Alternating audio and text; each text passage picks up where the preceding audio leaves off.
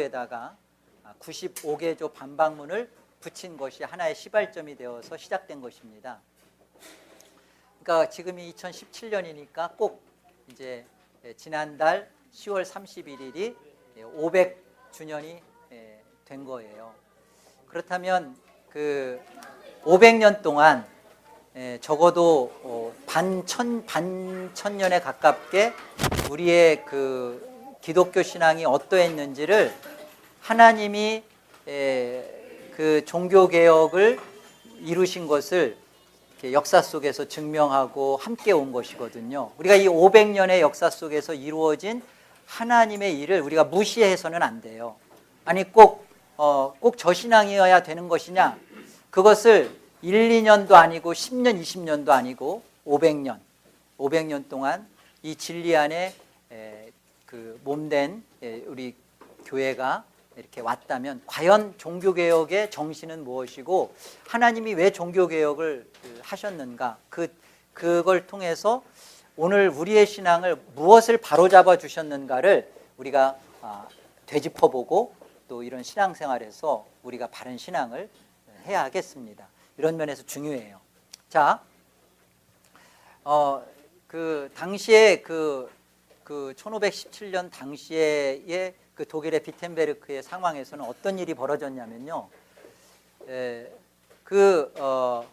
교황이 그 베드로 그 성당을 짓겠다고 돈을 좀 필요로 했어요. 돈을 필요로 한 것에 대해서 어떻게 하면 좋을까 하다가 교황청에서 생각해낸 것이 뭐냐면 이제 면죄부라는 것을 생각해낸 거예요. 다른 게 아니라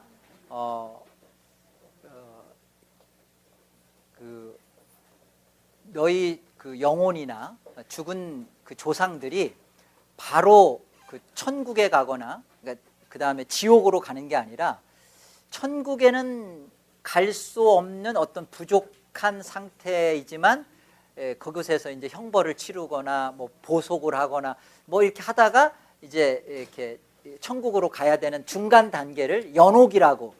사실은 연옥은 성경에 어디에도 없습니다. 외경에만 있어요. 성경 아닌 외경에 있어요.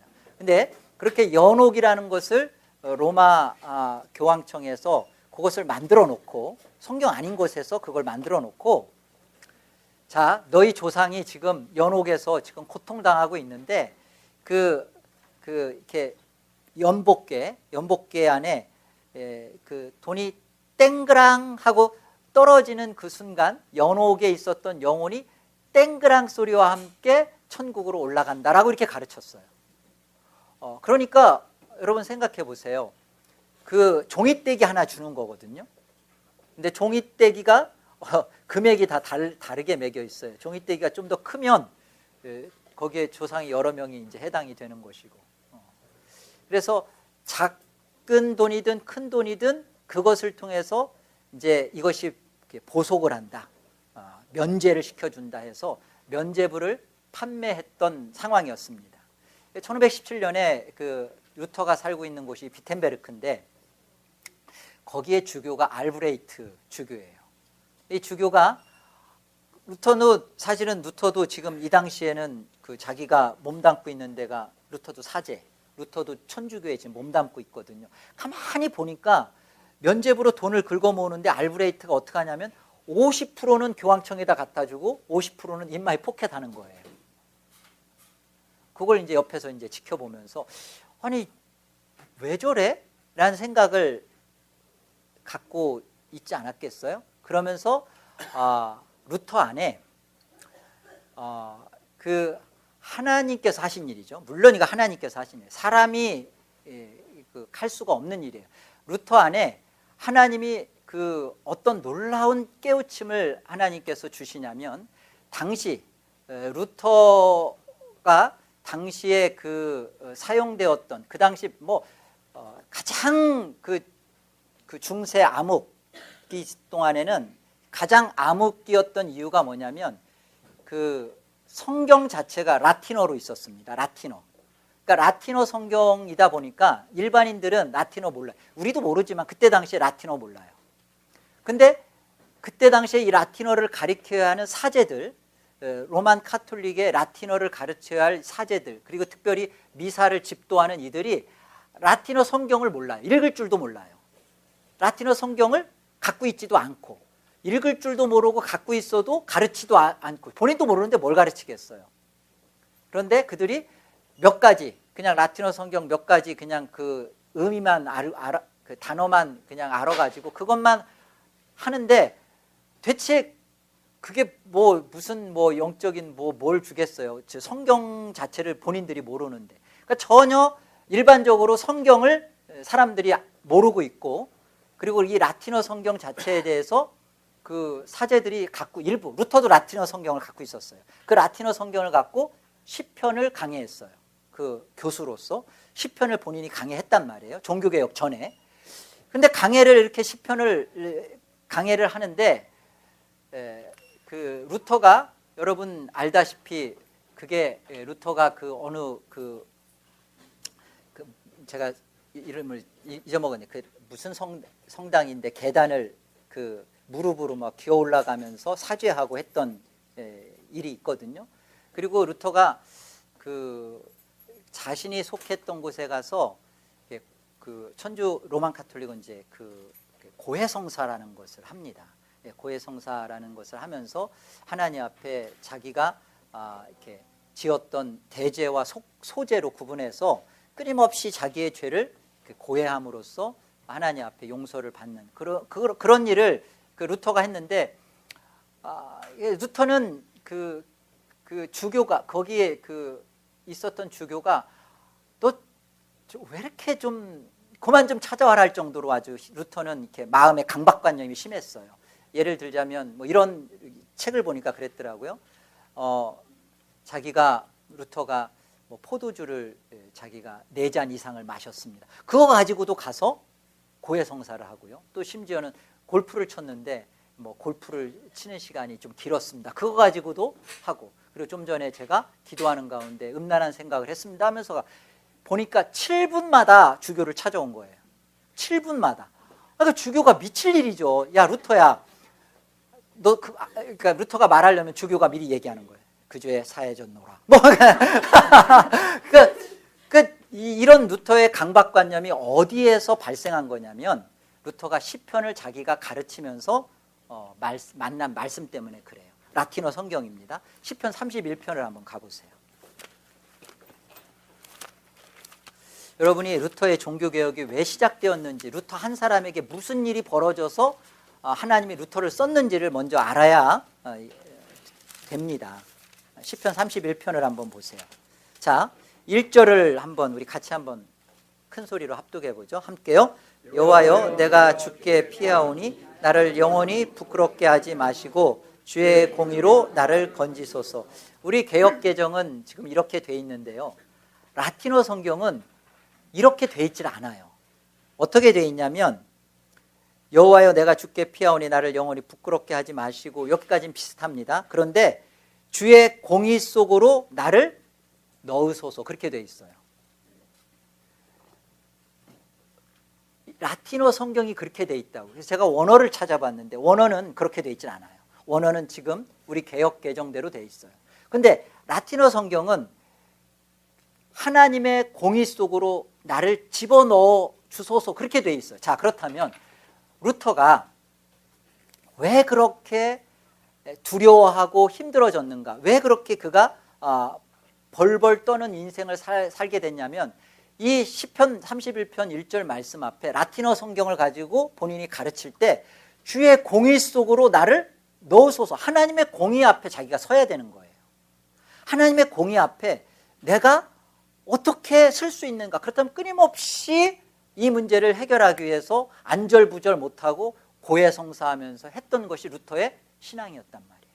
그런데 이런 루터에게 하나님께서 라틴어 성경만 보았던 그에게 정말 이 성경의 본 의와 본 뜻인 원어 성경을 통해서, 이 로만 카톨릭이 가지고 있는 라틴어 성경이 잘못되었던 것이구나, 번역이.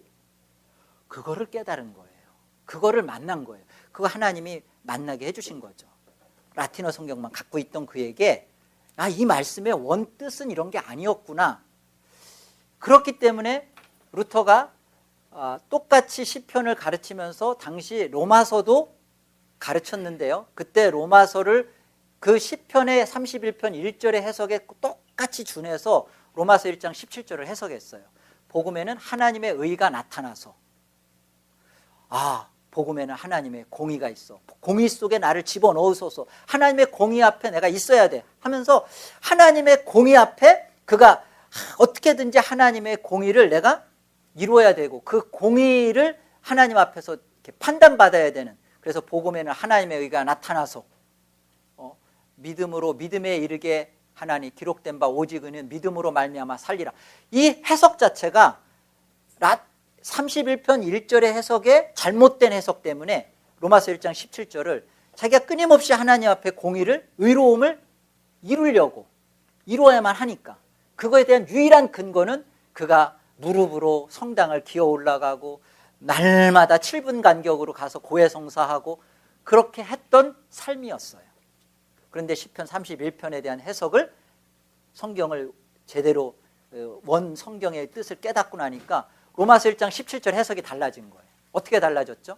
복음에는 하나님의 의가 나타났다라는 게 내가 이루어야 할 의가 아니라 이건 하나님이 주신 의구나.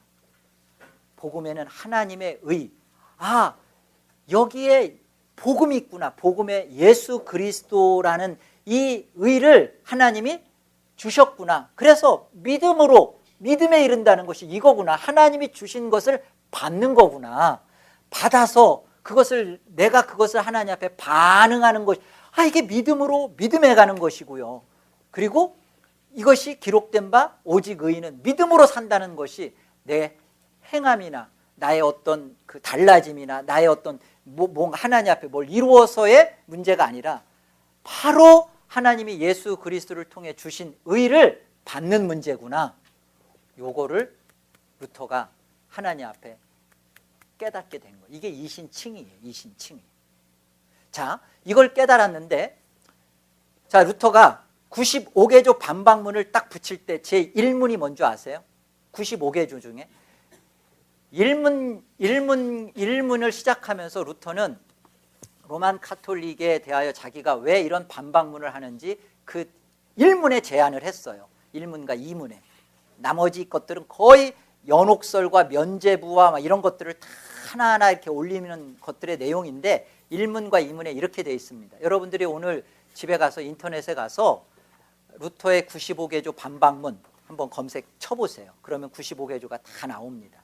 그 중에 이제 제가 1문을 말씀드릴게요. 1문은 어떻게 되어 있냐면, 우리 주 예수 그리스도께서 회개하라 하셨을 때 이는 믿는 자의 삶 전체가 회개하는 삶이어야 함을 말씀하신 것입니다.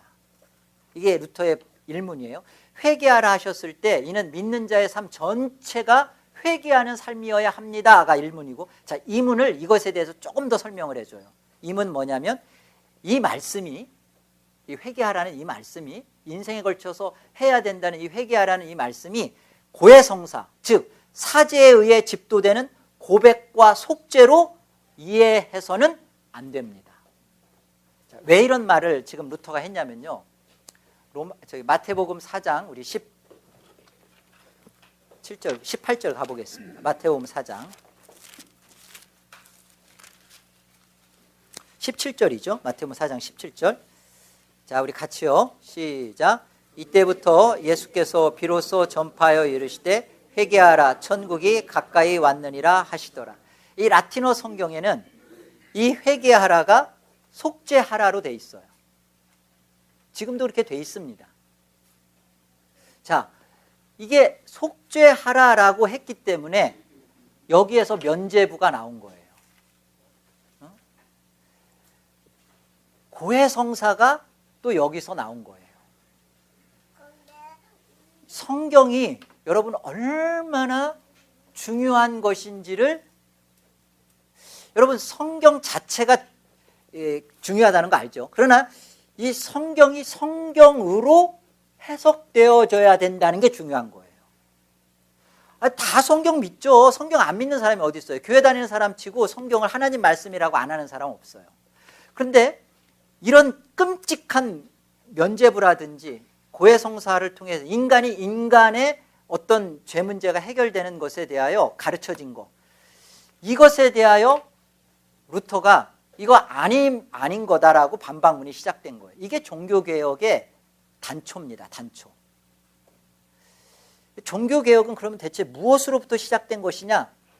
성경의 잘못된 해석.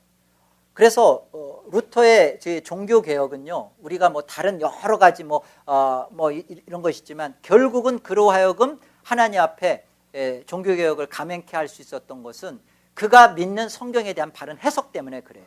그래서 이제 지금 루터가 지금 사제의 입장이잖아요. 그래서 교황청에서 루터를 잡아들였어요. 그리고 루터가 가지고 있는 온갖 책들과 그리고 루터가 썼던 모든 책들을 다 광장에다 모아다 놓고 이렇게 소각을 시키려고 모아다 놨습니다. 루터 보고 얘기를 한 거예요. 루터야, 너가 그 잘못된 성경 해석을 했다라는 거 시인해라. 그러면 이 책도 불지르지 않을 것이고 너에게 아무런 그 사제권 다시 줄 것이며 그렇게 하겠다. 그랬을 때 루터가 하루만 그러면 내게 기회를 말미를 주십시오. 그래서 하루를 그가 그 밤에 가서 하나님 앞에 기도를 하고 그 다음날 다시 광장에 루터가 모였을 때 루터가 이런 말을 해요. 하나님이 내게 주신 이성과 그리고 나를 통하여 깨닫게 하신 이 성경에서 성경을 통하여 이 성경적 내 깨우침이 잘못됐다고 여러분들이 그것을 밝히지 않는 한 나는 이 성경적 내게 주신 가르침을 철회하지 않겠습니다. 그리고서 정말 파문을 당하죠. 모든 책을 거기서 다 소각당하죠. 루터 자신에게 있어서 이 성경을 부인한 게 아니에요.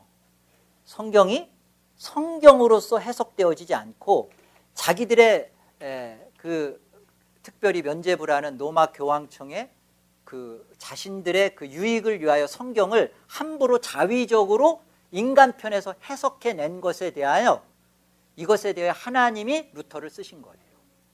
여러분, 하나님이 가장 싫어하는 것은 우리는 예수 믿지 물론 이제 불신자들 정말 하나님이 정말 기쁘게 생각하지 않겠죠.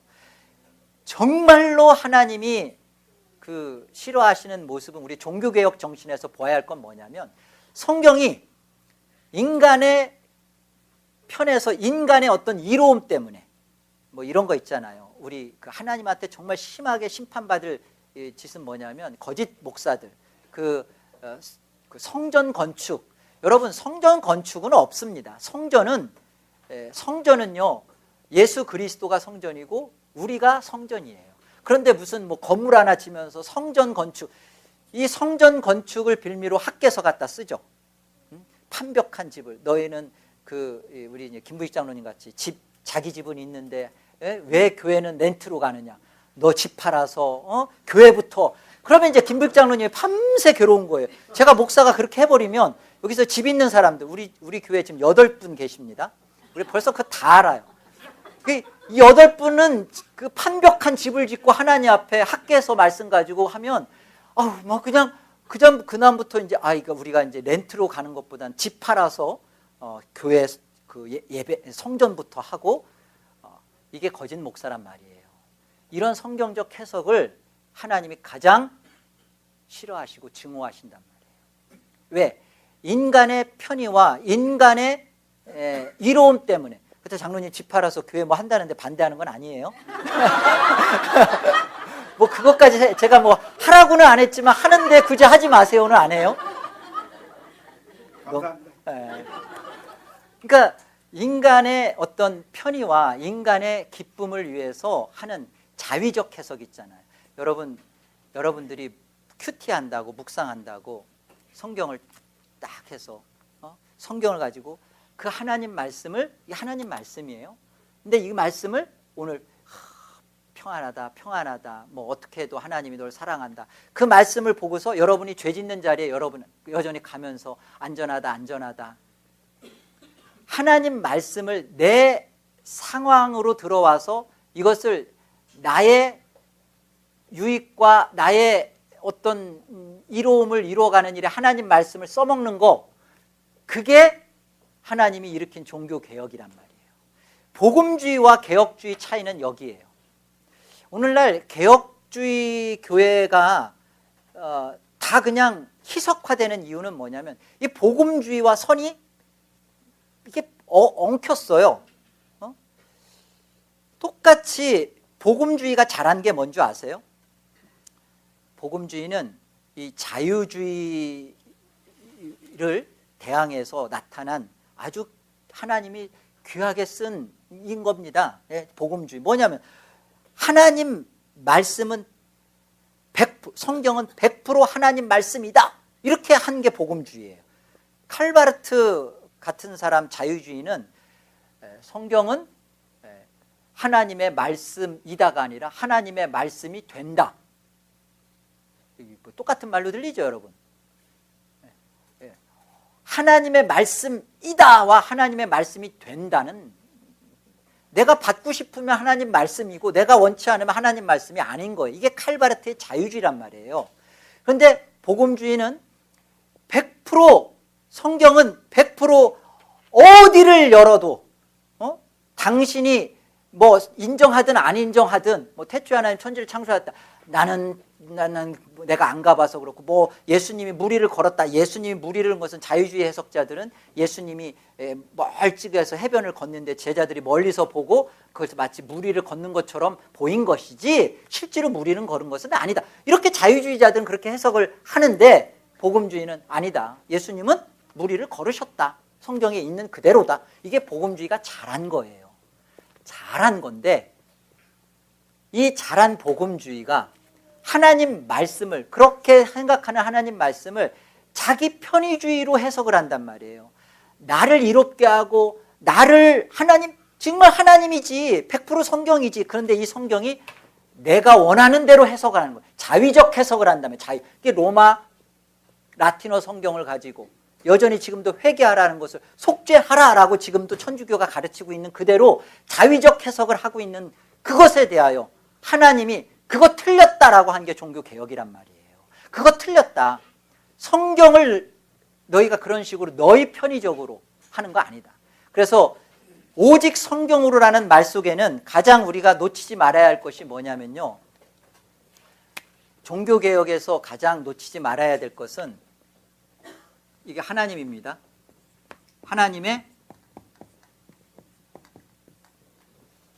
주권이에요. 하나님의 주권신앙이에요.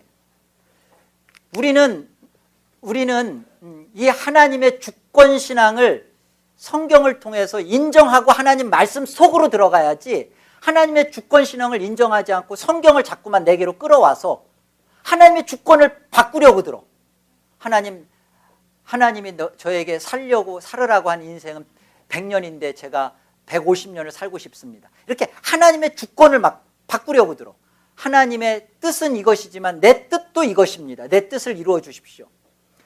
하나님의 말씀을 부정은 하지 않지만 이 하나님의 말씀을 가지고 하나님의 주권 안으로 들어가지 않고, 성경 속으로 들어가지 않고 성경을 내 속으로 끌고 나오는 거, 이게 잘못된 그 신앙입니다. 이게 종교개혁 돼야 되는 거예요. 그래서 하나님의 주권신앙에서 나오는 것이 그 종교개혁 그 정신인데요, 5개가 나와요. 5 솔라입니다. 불러보세요. 첫 번째,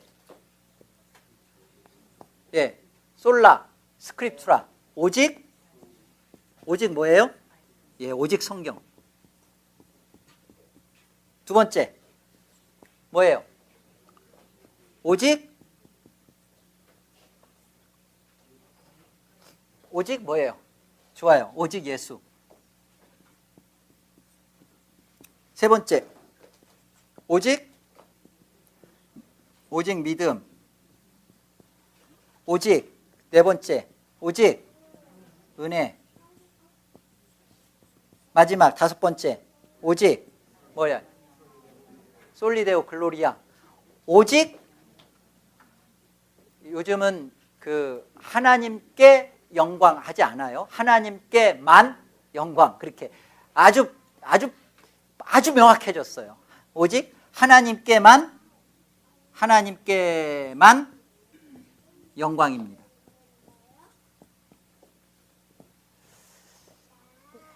여러분, 이것이 그 하나님의 주권을 인정한 성경 속으로 들어간 자들의 개혁신앙이에요. 오직 성경, 오직 성경이다. 하나님이 뜻과 하나님이 내 인생에 두신 것은 오직 성경에 있다. 내 인생은 하나님의 성경 속에 있다. 그리고 하나님이 내 인생에 대하여 베풀어 주시는 것은 오직 은혜요, 오직 믿음이요, 오직 예수 그리스도요, 그리고 내 삶은 오직 유일한 위로요, 유일한 나의 유익이신 예수 그리스도를 통한 유익이신 하나님께만 영광이다. 왜 사느냐? 당신은 왜 사느냐? 왜 먹느냐? 고린도전서 10장 31절. 너희가 먹든지 마시든지 무엇을 하든지 다 하나님 영광을 위하여 하라. 여러분, 이것이 성경 속으로 하나님의 주권 속으로 들어간 자의 종교개혁 신앙이에요. 우리가 그 하나님께서 우리 안에 이루신 이 개혁 신앙을 갖고, 그러니까 우리가 뭐 개혁 신앙이라 그러니까 뭐 무슨 뭐 뜯어 고치자 뭐 그렇게 생각하는데요. 개혁 신앙은 뜯어 고치자는 게 아니에요.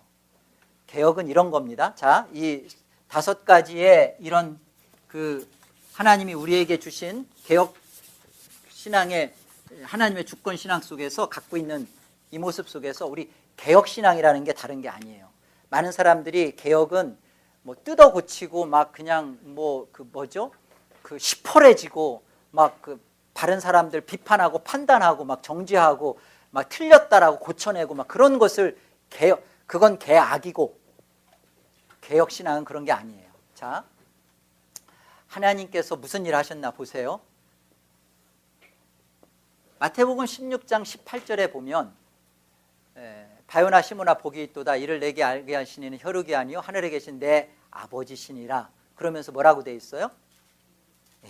내가 너의 신앙 고백 위에 주님의 교회, 내 교회죠. 내 교회. 네 교회 아니에요. 베드로 교회 아니에요. 주님의 교회예요. 그죠? 내 교회, 내 교회. 주님의 교회를 세우리니 음부의 권세가 이기지 못하리라 말씀하셔요. 아시죠? 모르면 봐야 돼요. 아시는 거예요. 마태복음 16장 18절에 이렇게 말씀하셔요. 이 주님의 교회입니다. 이게 마태복음 16장 그 18절에서 말씀하신 이게 주님의 교회예요. 주님의 교회는 이 주님의 교회, 내 교회죠. 주님의 교회.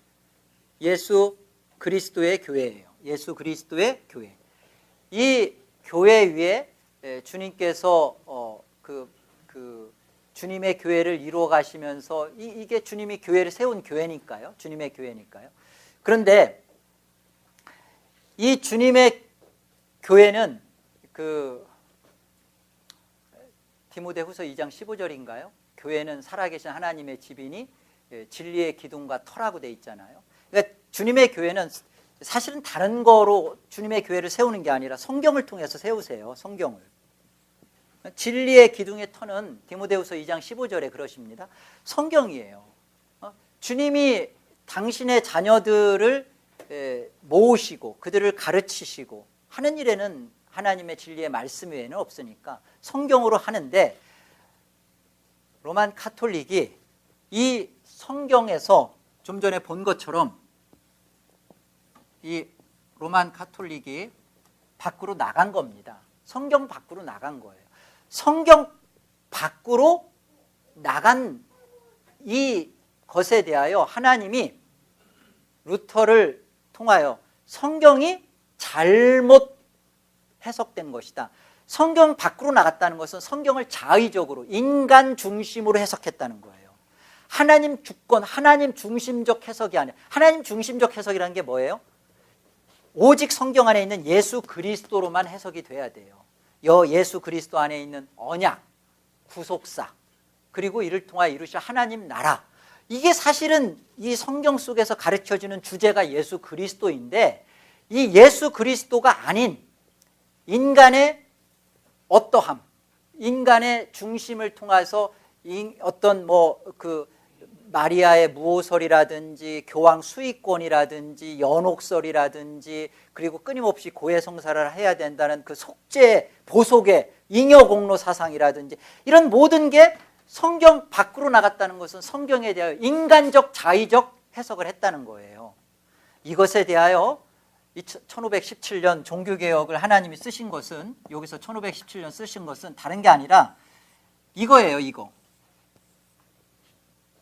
성경 밖으로 나갔던 이 성경의 인간 중심의 해석을 하나님 중심, 예수 그리스도의 중심으로 성경 안으로 다시 돌아오는 거, 이게 이때 쓰여졌던 이게 우리가 알고 있는 이게 종교개혁이에요. 개혁은 그러니까 다른 거. 여러분 개혁한다. 그래서 물론 개혁하는 교회가 날마다 개혁해야죠. 그래서 교회가 이제 성가대라는 것도 말도 찬양대. 그다음에 그 재단이라는 것은 그건 천주교 용어예요. 재단. 구약의 용어고 천주교 용어예요. 재단이라는 거 없습니다. 하나님 말씀이 강설되어지니까 그냥 강대상. 그죠? 강대상. 그리고 이 종교개혁과 함께 정말 바뀌어야 되는 것은 헌금이라는 것도 이제 헌금이 아니라 사실 연복, 다 바뀌는 거예요. 또 우리 이렇게 그 제사라는 것도 이제 예배로 바뀌고, 예배도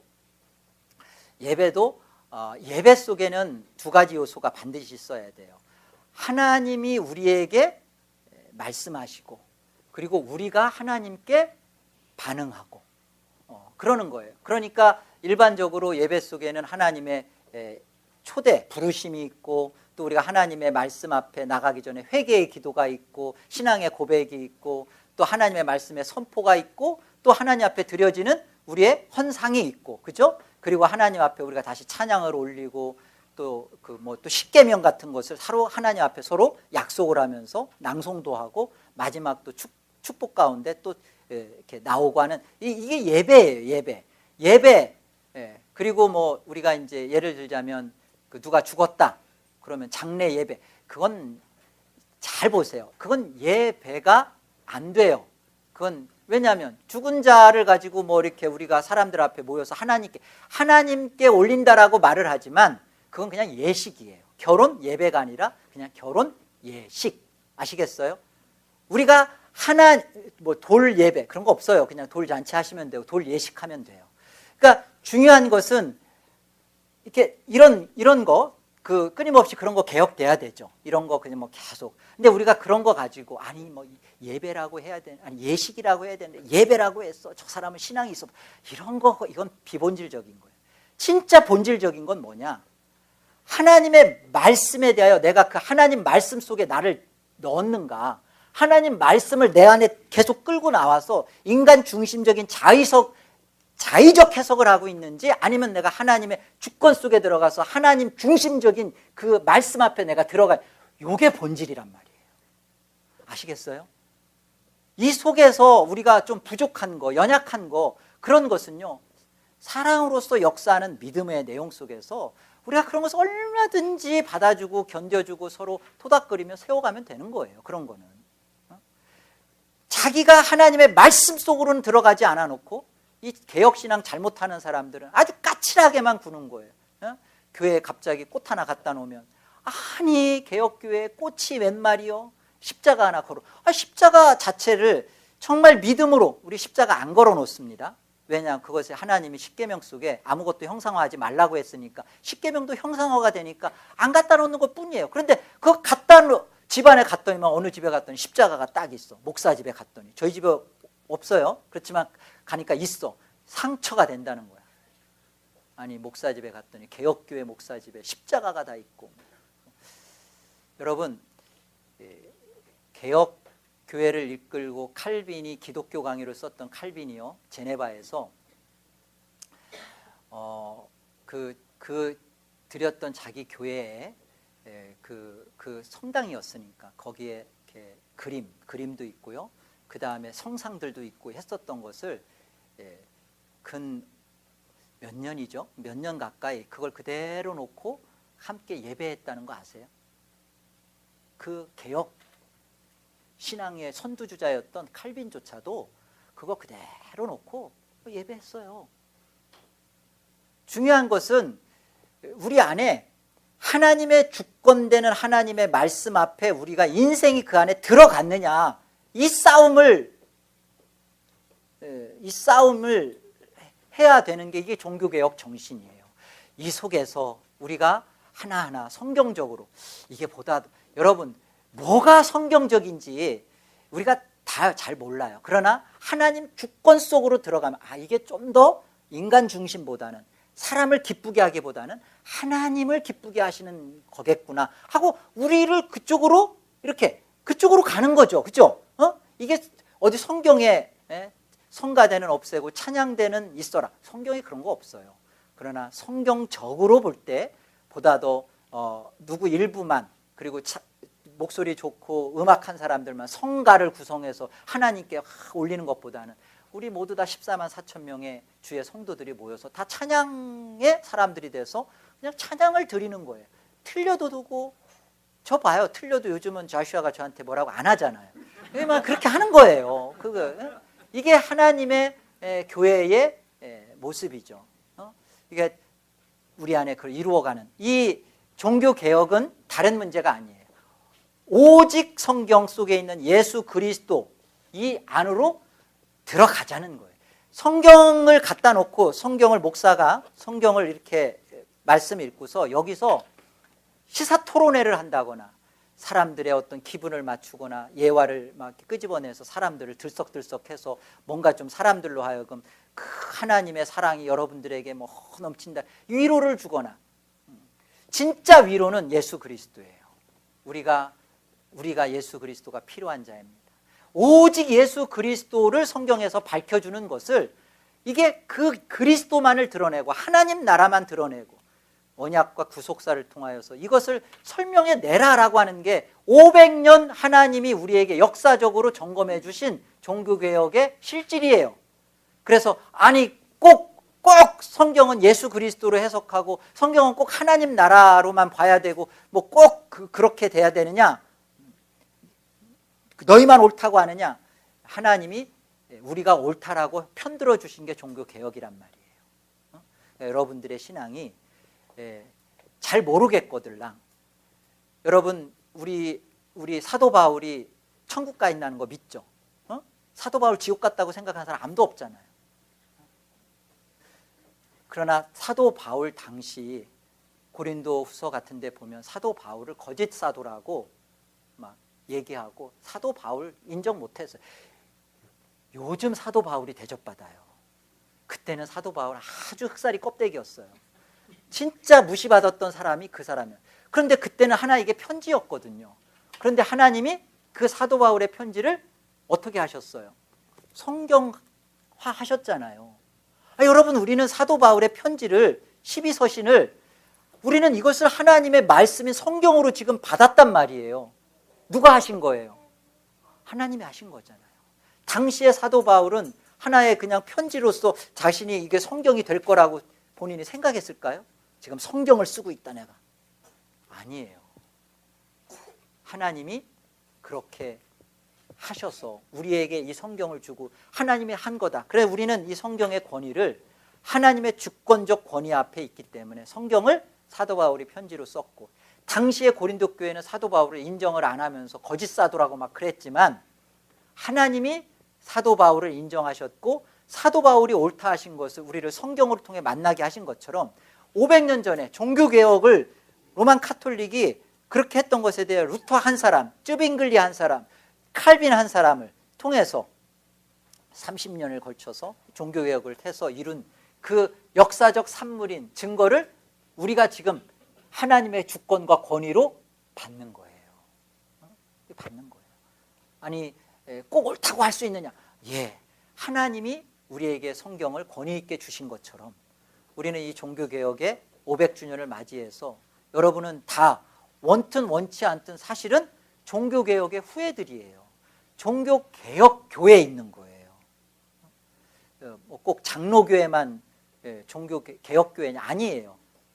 사실은 성공회, 뭐 루터란 교회, 그 다음에 감리교회, 그 다음에 침례교회, 뭐 우리가 알고 있는 장로교회에서도 뭐 통합, 뭐 합동, 예장, 기장 다 로만 카톨릭으로부터 성경으로 돌아온 교회는 다 개혁교회예요.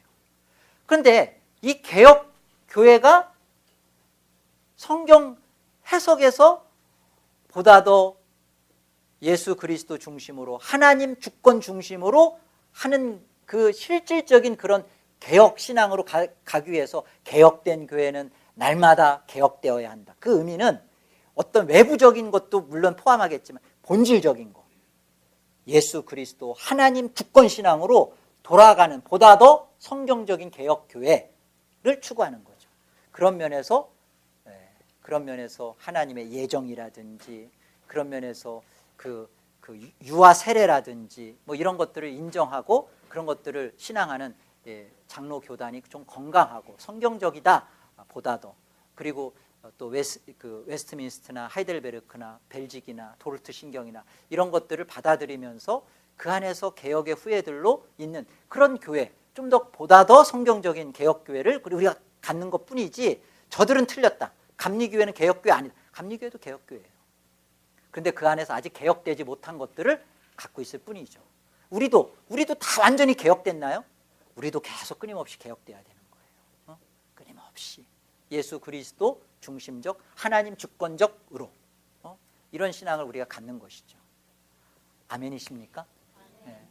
하나님이 루터를 쓰신 거예요. 루터의 감정 문제가 아니라 성경 해석에 대한 하나님의 정확한 오늘날의 교회를 하나님이 이렇게 이루셨다라는 것을 우리가 역사적으로 받는 것이죠. 자, 우리가 이 종교개혁 속에서 성경으로 돌아온 루터가 주장했던 것이 있어요. 하나님이 루터를 통하여서 주장하게끔 한 것이 있어요. 그게 뭔지 혹 아시는 분이 안 계시겠죠? 네. 여러분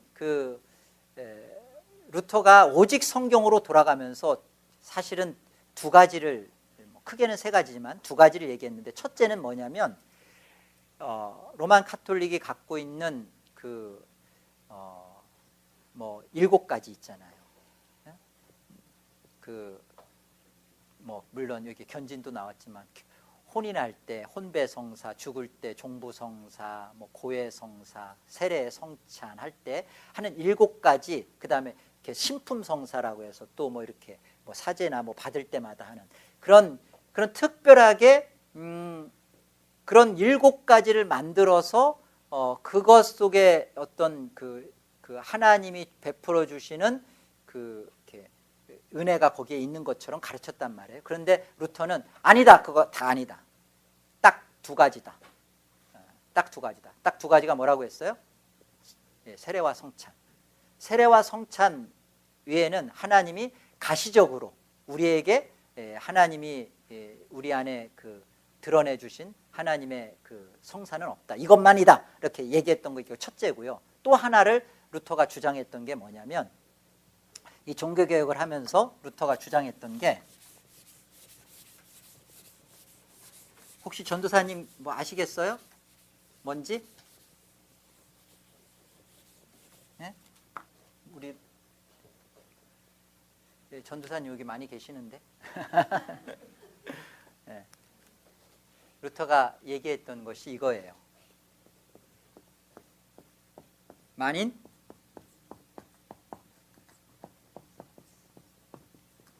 당시에 로만 카톨릭이 갖고 있었던 아주 지독한 문제는 사제들만 성경을 소유할 수 있었고 그들만 볼 수 있었고 그들 외에는 성경을 갖는 것을 죄악시 여겼어요. 성경 자체가 라틴어 성경 자체가 일반적으로 대중화도 물론 안 됐을 뿐만 아니라 사제들만의 것이었어요. 그런데 참 신기하죠. 1517년에 이 종교개혁이 있기 전에 하나님이, 이게 사실 구텐베르크가 이 장사 속으로 시작한 거거든요. 그 인쇄. 예, 그래서 인쇄라는, 이전에는 성경 자체가 양피지로 돼 있어가지고 이게 아주 값비싼 물건이었습니다. 값이 너무 비쌌어요. 왜냐하면 성경 하나를 한번 그걸 소유한다고 생각해 보세요.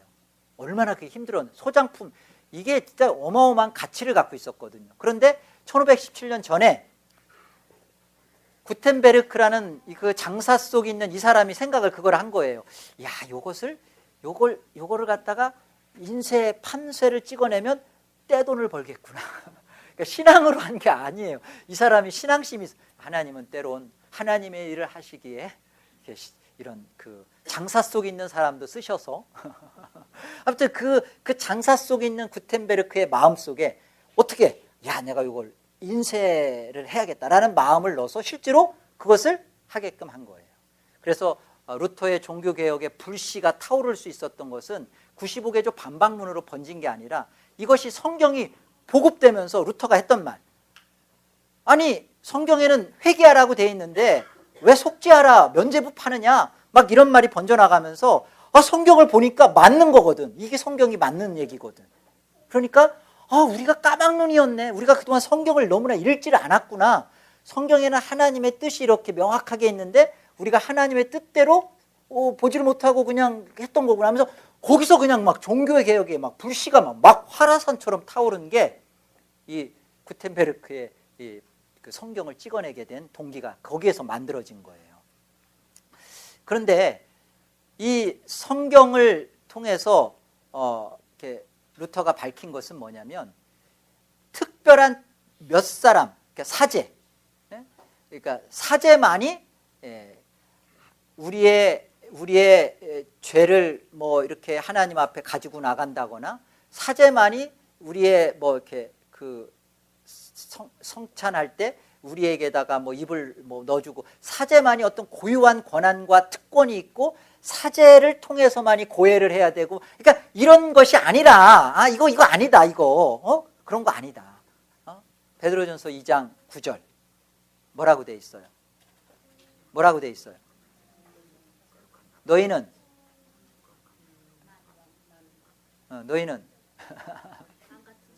네, 왕 같은이 아니라 왕가의 제사장. 왕 같은이 아니라 너희는 그 로얄, 왕가의 로얄 패밀리다. 왕가의, 원어적 해석입니다. 왕가의 거룩한 나라요, 왕가의 제사장이요, 하나님의 택한 족속이니 이는 너희를 어두운 데서 아름다운 빛으로, 기이한 빛으로 이끄신 하나님의 아름다운 덕을 선전하게 하는, 그걸 그러니까 너희가 누구냐는 거예요. 출애굽기 19장 6절에서 하나님께서 너희는 내가 택한 거룩한 제사장 나라다 했던 그 제사장 나라를 예수 그리스도 안에서 그렇게 이루셨잖아요. 너희는 그런 존재라는 거예요.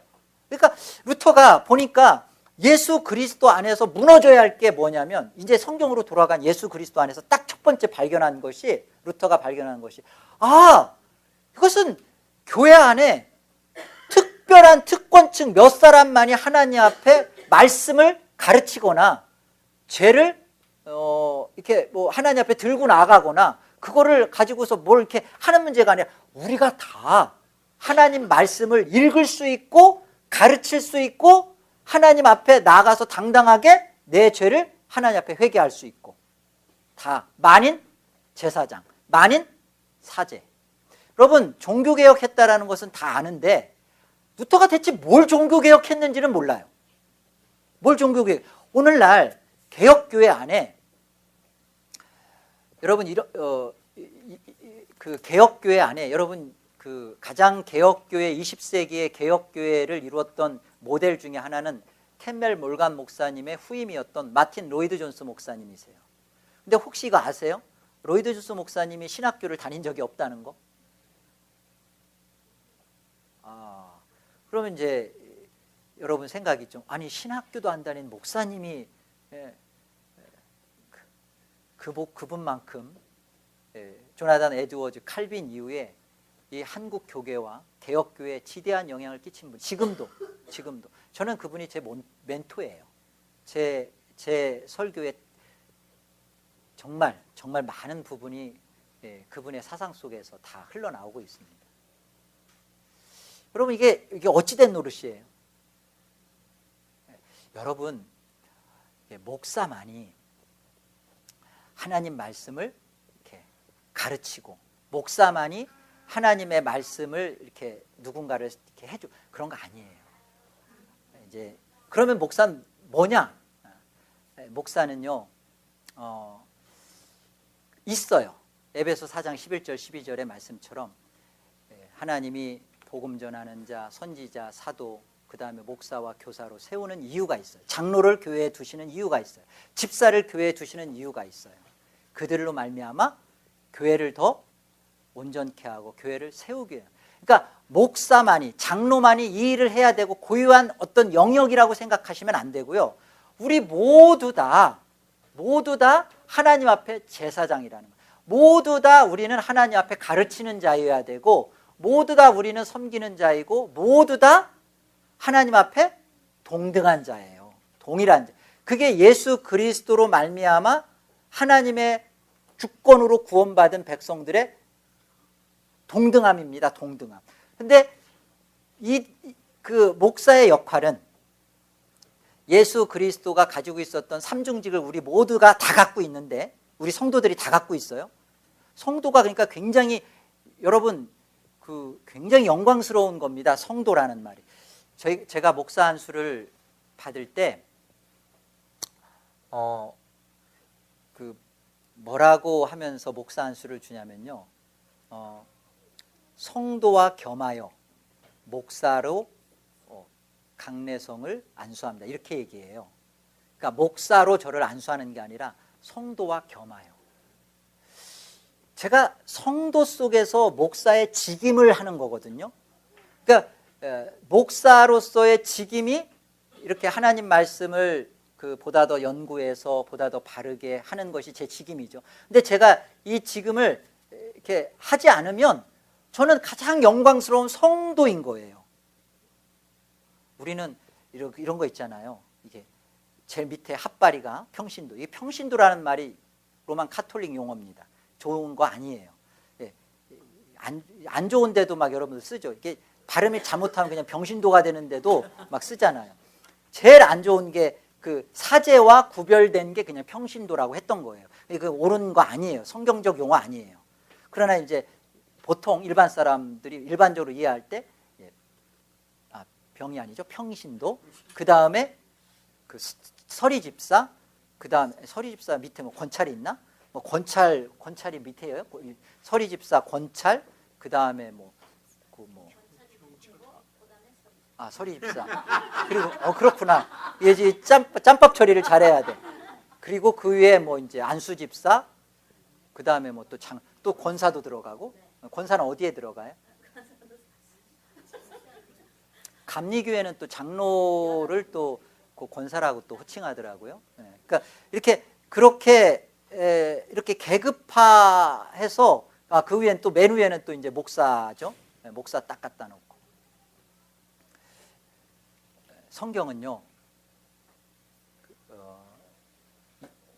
하나님의 절대 주권 속에서 우리를 구원하신 그 하나님의 구원 속에 이 종교개혁 정신 속에 뭐가 담겨져 있냐면 여러분 개혁신앙을 하는 저와 여러분들이 분명하게 인정하고 들어갈 건 뭐냐면 계급화 없어요.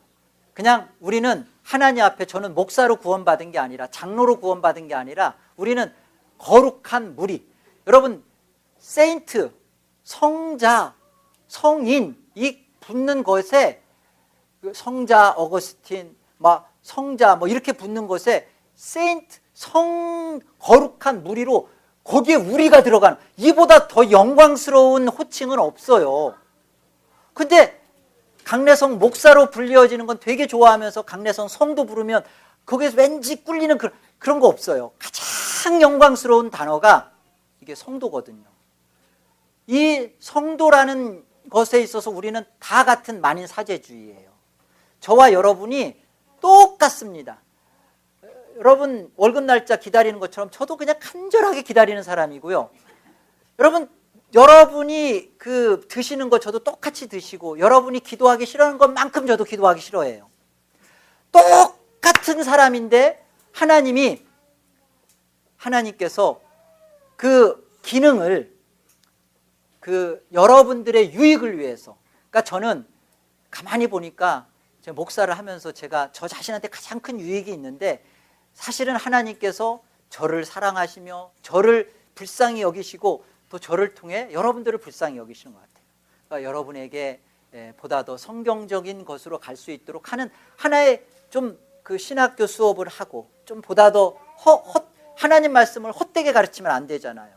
그러니까 그런 일을 통해서 여러분들을 지키고 보호하는 일에 제가 실력이 부족하니까 신학교에 저를 위탁해서 보다 더 좀 공부 좀 해라. 지금도 계속 책을 좀 보면서 보다 더 좀 딴 얘기 하지 말고 성경적인 얘기 좀 해라. 그거 하나님이 저에게 그거 하라고 하시는 거고요.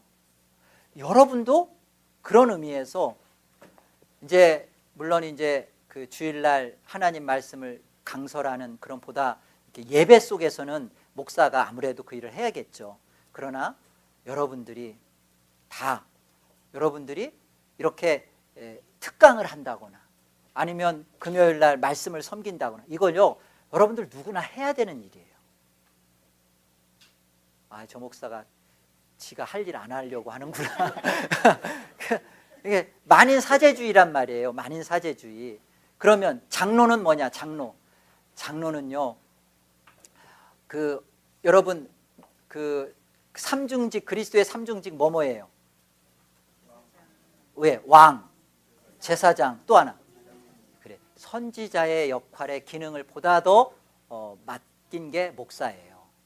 그리고 제사장의 이건 다 교회를 위한 겁니다.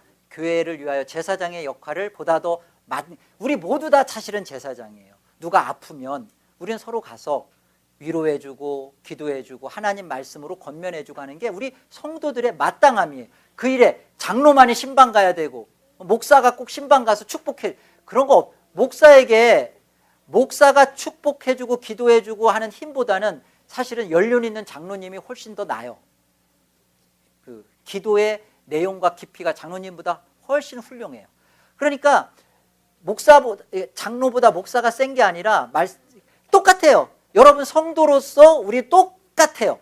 똑같이 신방 가서 똑같이 해야 돼요. 그런데 그 일에 있어서 교회의 유익을 위하여 장로된 자들이 그 일을 더 기능적으로, 목사가 기능적으로 하나님 말씀을 가르쳐야, 복음 말씀을 선포하듯이 장로를 세워서 하나님이 돌보게 하는, 양떼를 돌보게 하는 거예요. 장로된 자는 그걸 계급으로 갖고 있으면 그건 진짜 내가 성도의 윗자리다. 꽝이에요. 그건 꽝이에요. 장로돼서 뭐 할 것이냐? 장로는요, 성경에서 말하는 것처럼 열심히 제사장의 역할을 해야 돼요. 제사장의 역할에 본을 보여야 할 자가 장로고, 선지자의 본을 보여야 할 자가 목사고, 집사는 바로 이 왕의 역할을 하는 거예요. 집사가요, 그 왕이 그 한 나라를 룰러하잖아요. 다스리고 행정하고 통치하고 모든 것을 계획하고 이끌어가죠.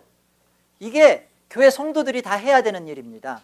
교회 성도들이 그 필요한 일에 대해서 여러분들이 기도하면서 생각나면 이런 일이 교회 속에 있었으면 좋겠다 하면서 그것을 여러분 같이 집사들이 집사회에서 같이 교회에 대해서 고민하고 교회 일들을 이루어가고 같이 하도록, 그게 집사 세운 거예요. 구제를 하고, 그 다음에 선교를 하고, 그 다음에 뭐 이렇게 전도하는 일을 하고, 교회의 또 모든 일들을 재정을 그거 다 일단 나라에 돈이 있어야 되니까 그거 다 집사님들이 그거 왕적 사역이에요.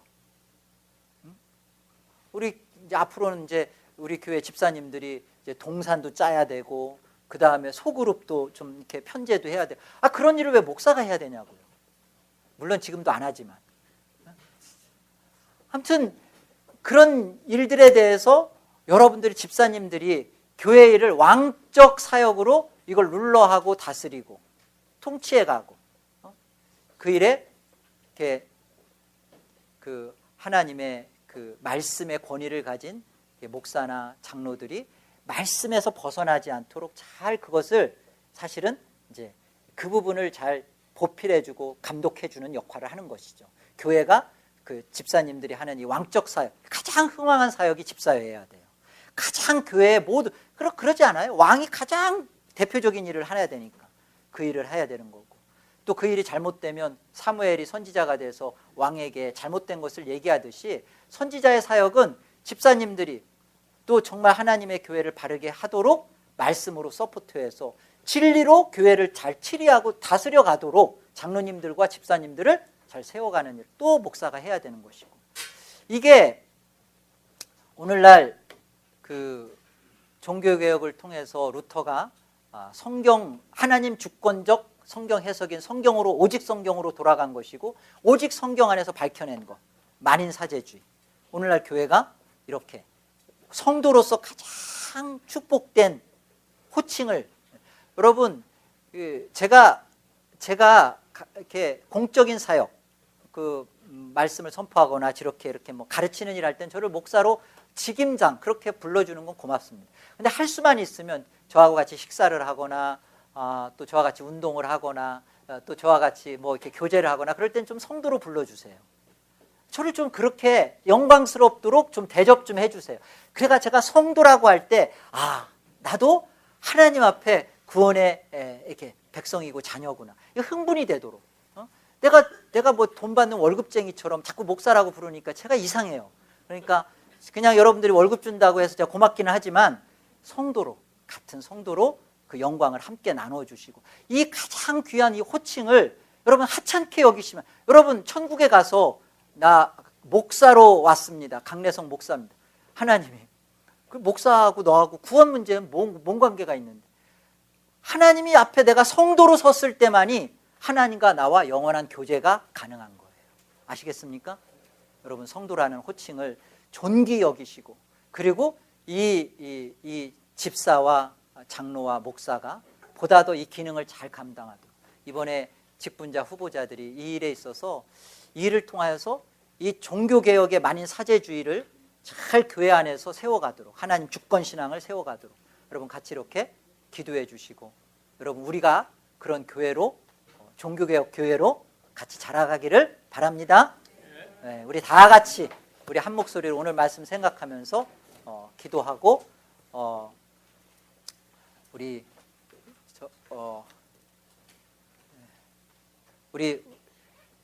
은혜, 우리 마이클 홍 우리 성도님께서 마무리 기도 해주시겠습니다. 우리 다 같이 기도하겠습니다.